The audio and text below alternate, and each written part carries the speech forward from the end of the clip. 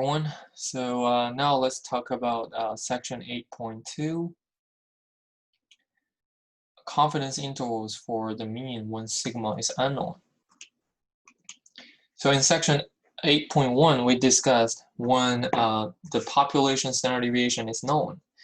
And now let's look at for a more real case. So most of the time, the value of the sigma is not known because that's a population parameter, the population standard deviation. We don't really know the information for that. So when it is not known, then this value has to be estimated. So we use the sample standard deviation to estimate the population standard deviation. Then the calculation will change a little bit because if we look at here, so we know this confidence interval calculation is based on the sampling distribution of X bar. So knowing that we know the population standard deviation, the sampling distribution will still be a normal distribution.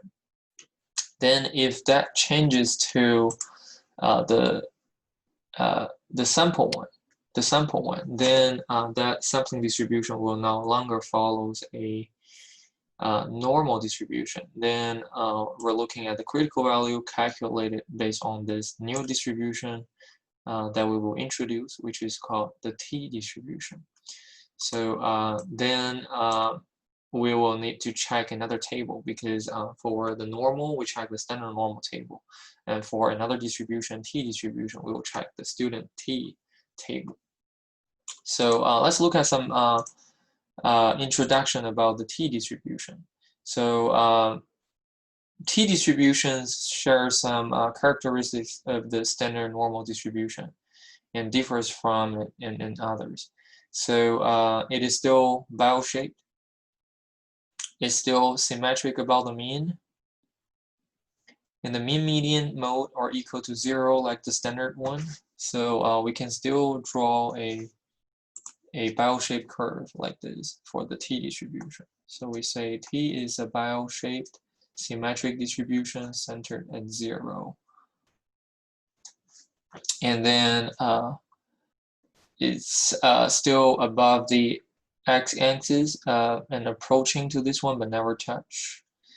One thing to control the shape of this distribution is called the degrees of freedom. For normal distribution, we have to look at the mean and variance. So mean means control the location, and standard deviation controls the overall shape. For t distribution, since we know it's similar to the standard one, the mean is right at 0. So we need one thing to control the shape of a t distribution, which is called the degrees of freedom. So the degrees of freedom are numbers of values that are free to vary after a sample statistic has been computed. So then that degree of freedom actually equals n minus 1.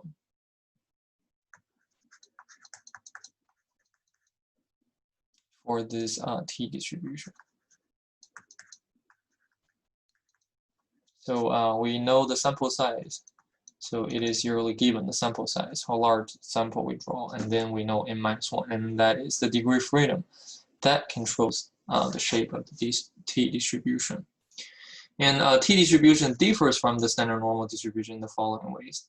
The variance is greater than 1. The variance is different because if it has a variance of 1, then that's just standard normal. And the t distribution is actually a family of curves based on the concept of degree of freedom. We mentioned that, which is related to the sample size, and then it is n minus 1.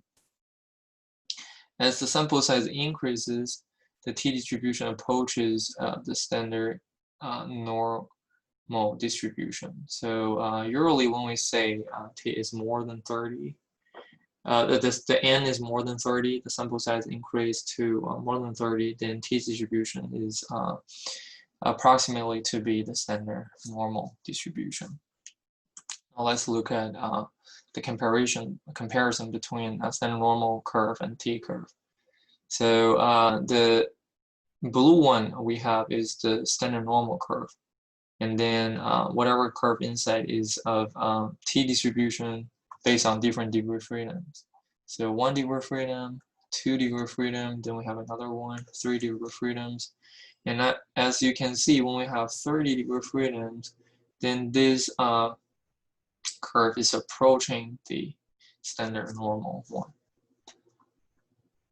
And now we can look at the procedures to get a confidence interval based on this t distribution.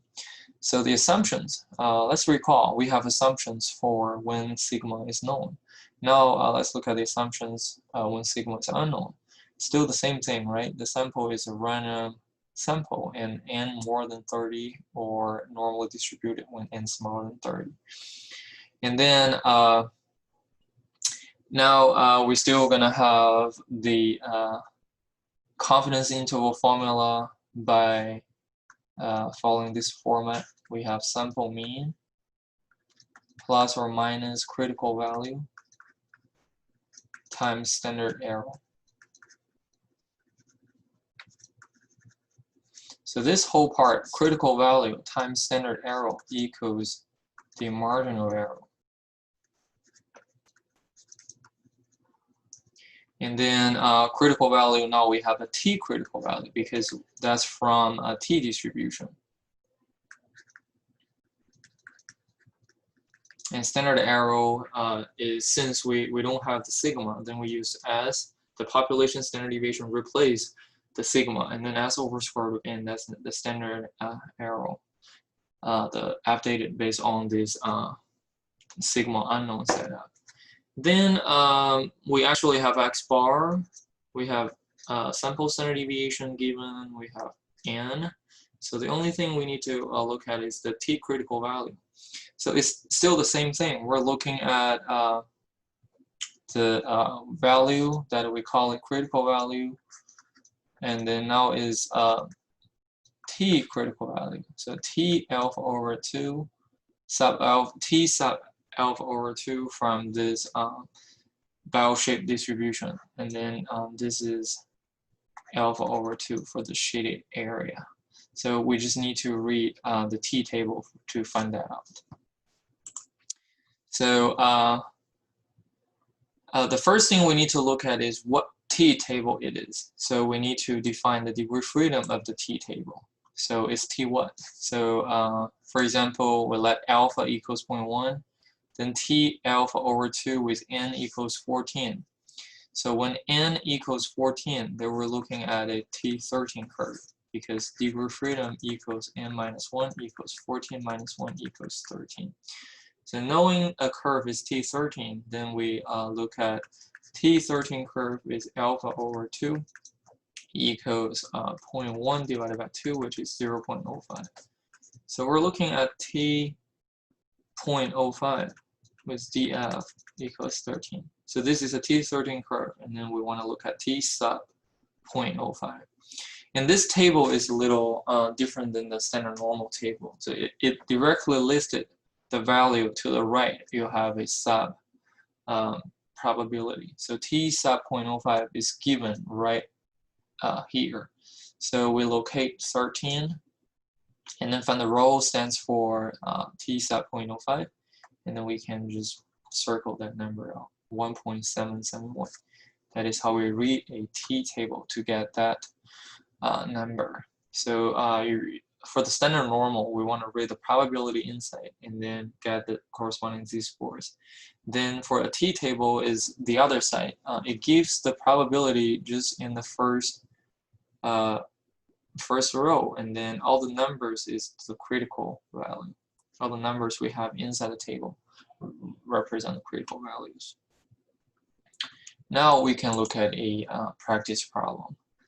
So practice problem, we want to estimate the average height of sweet corn after 2 weeks of planting. After looking at 20 plants, so that's the sample size, n equals 20. So we're looking at df, degree of freedom, equals n minus 1, that's 20 minus 1 equals 19. So the curve is t19 curve, so we have that fixed. we find the mean height is 7 inches, so x bar equals 7 with a variance. So for this 20 plants, the variance will be sample variance. So s squared equals 6.25. That means standard deviation equals 6.25, take square root. Find a 95% confidence interval. That tells us alpha equals 1 minus 0.95 equals 0.05. And that is to say alpha divided by 2 equals 0.025. Then we can find the critical value right away. T alpha over 2 with degree of freedom n minus 1. That means T sub 0.025. Alpha divided by 2 is 0.025 with degree of freedom 19. So we want this, and then we check the table. Now let's pull out the T table. So T table will be something look like this. We go to T19. So this is the row for 19, and then we want T sub 0.025. So 2.093. So we can put that down. 2.093 from the table. And then we can calculate the margin of error, which is the critical value times the standard error. So critical value is 2.093 times s over square root of n. N is 20, so we got a margin of error 1.17. And then the confidence interval is always of the following format. Point estimate plus or minus critical value times standard error. The point estimate is the sample mean. So 7 plus or minus 1.17. So then we have the lower limit of the range, which is 7 minus 1.17 to 7 plus 1.17. Then that gives us 5.83 to 5.17. And read it as from this to this. That it is a range that the true population parameter could possibly be in, which is the true population mean. And the interpretation of the 95% confidence interval we just obtained will be this. So in the test, you may be required to state this interpretation, and then it will be we're 95% confident that the true average height of the sweet corn is between 5.83 and 8.17 inches. So that completes this practice problem. And then before we end this chapter, let's do one more practice problem. So red blood cell count in 10 to the power 6 cells per microliter were collected for 15 people. The average red blood cell count was 5.4 with a standard deviation of 0.16, and we want to find a 90% confidence interval for the true mean red blood cell count. And we know we don't have the population standard deviation, so this will be the formula we're going to use. So before we do any calculation applied to this formula, we can list all the information we know. So for 15 people, that means n, the sample size is 15. The average red blood cell count was 5.24. So average of a sample, that means x bar equals 5.24. And with the standard deviation, that's the sample standard deviation, 0.16. So generally speaking, when you don't see the population standard deviation, those kind of words, and then this information, of course, related with the sample. So we can write down sample standard deviation equals 0.16. And then we know alpha equals 1 minus the confidence level, 90%. So 0.9, which is 0.1. And then we're looking at a degree of freedom equals 15 minus 1, which is 14. So we're looking at a T14 curve. So the critical value will be T sub alpha over 2 with df, degree of freedom, equals minus 1. So we know that's T sub 0.05. Because 0.1 divided by 2, that's 0.05. So we want T sub 0.05. because df equals 14. That means T14 curve. So we can check this critical value from the T table. So 0.05, 14. So 14 is at this row, and 0.05, 1.761. So this column, 1.761. So that's more of the information we can obtain even before we apply this formula. So the point estimate, which is x bar, point estimate of the population mean mu, which is a sample mean x bar, point estimate plus or minus the critical value T alpha over 2 times the standard error as over square root of n. So now we can plug in all the known information. X bar 5.24 plus or minus T alpha over 2, which is 1.761, the critical value, times 0.16 divided by square root of n, 15. Then we always first calculate the margin of error. So this part after the plus or minus. So now let's print out our calculator. 1.761 times 0.16, that's the sample standard deviation, divided by 15. Want to take square root, so power of 0.5. And then we got 0.0728. So 0.0728. And then that is from 5.24 minus 0.0728 to 5.24 plus 0.0728. So we can calculate that out.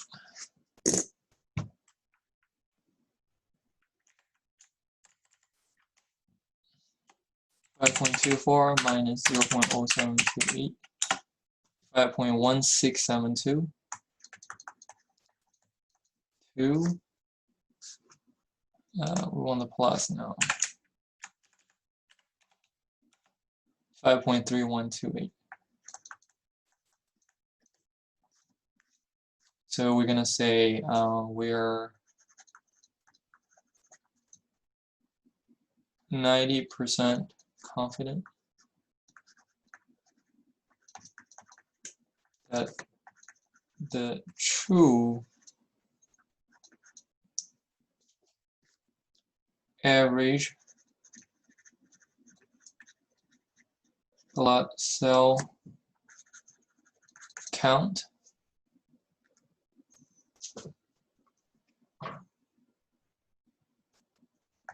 is from 5.1672 to 5.3128 in 10 to the 6 cell per microliter.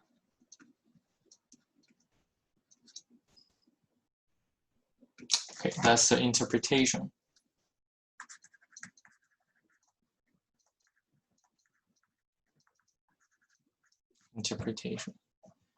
Okay, and again, we are gonna have this worksheet 8 posted, and then don't forget to submit your worksheet 8 and as well as the homework 8 for this chapter.